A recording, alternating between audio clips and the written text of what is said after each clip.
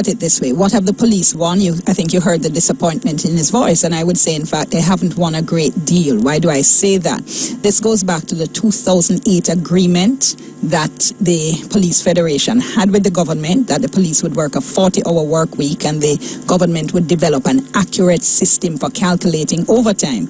In the interim, and this is really the critical point, in the interim, until that system was put in place, the police agreed to accept payment of 10 hours overtime, whether they had worked the overtime or not. Now, the problem was the system was never implemented and the agreement rolled over into subsequent heads of agreement. So the court today made a declaration that the heads of agreement were binding on the government and that the government should put in place by the end of March next year this system to accurately record overtime. Problem is, as you heard there, the police wanted more. They wanted damages, that is money, and the court said no.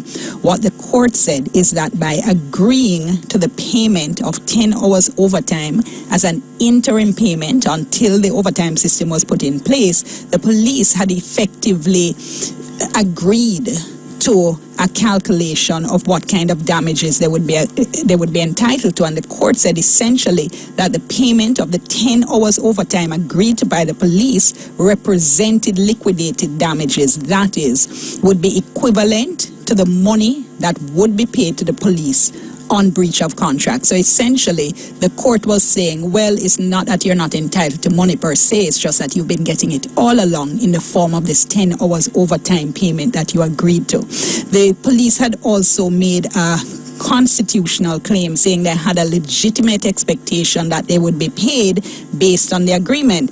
And the court again said that, well, you're not entitled to damages here either because the 10 hours overtime payment also would cover this. As you mentioned in the story, they did get legal costs, but we can see they're not happy. They said they're going further.